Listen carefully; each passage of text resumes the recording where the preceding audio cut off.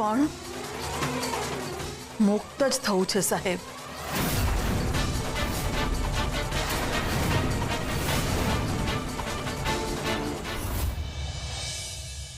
Mummy,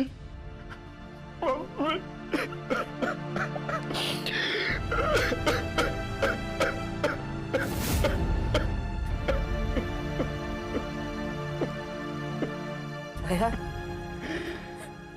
દીકરા રડ નહીં દીકરા.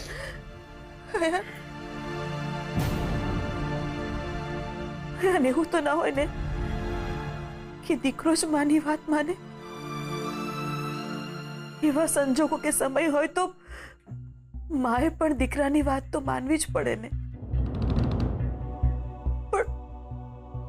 પણ મેં તારી એક વાત ના માની અને એનું પરિણામ આજે તારી સામે છે. અને મેં તારી એક વાત ના માની.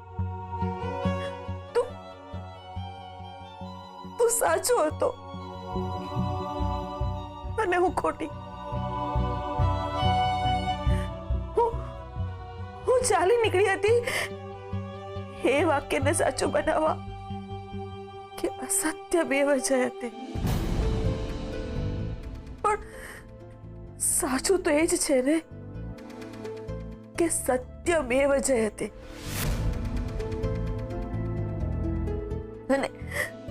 અને જે સાચું હોય છે એની જ જીત થાય છે. પોતાના સ્વાર્થની ઈંટોથી બનાવેલી દિવાલ ભલે ગમે તેટલી મજબૂત હોય પણ એક વાર એ પડવાની જરૂર. અને એ જ સનાતન સત્ય છે. નહીં મમ્મી, નહીં. ભૂલી જા બધું. જે કઈ મેં થયું ને એ બધું ભૂલી જા. કદાચ સમયે જ આ બધું તારી સાથે કરાવ્યું હશે.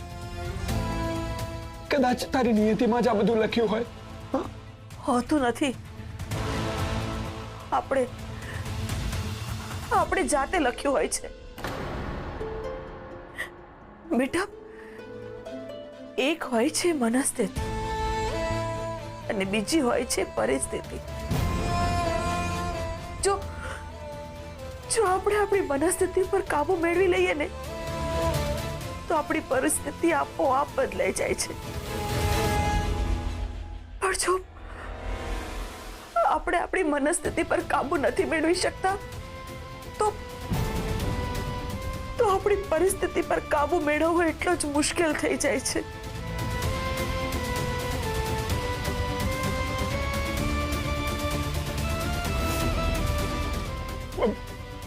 મેં તને કહ્યું હતું ને કે આ બધું ભૂલી જા બધું.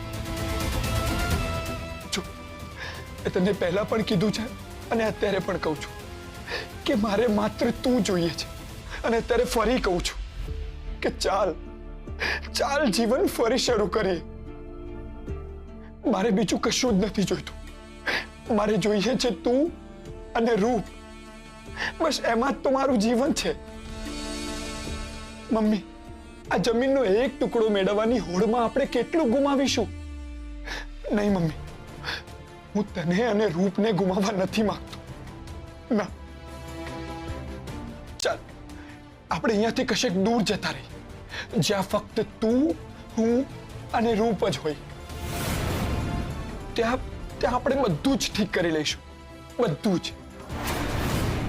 જે આપણે વિચારી શકીએ ને એ બધું જ આપણે કરી શકીએ.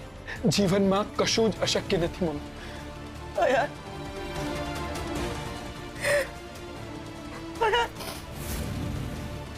મને સાચું કે છે કે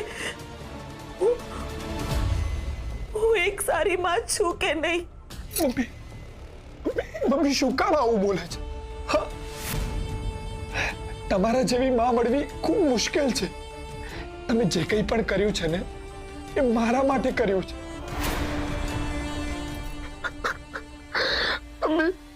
હું ખૂબ ભાગ્યશાળી છું કે મને તમારા જેવી માં મળી છે.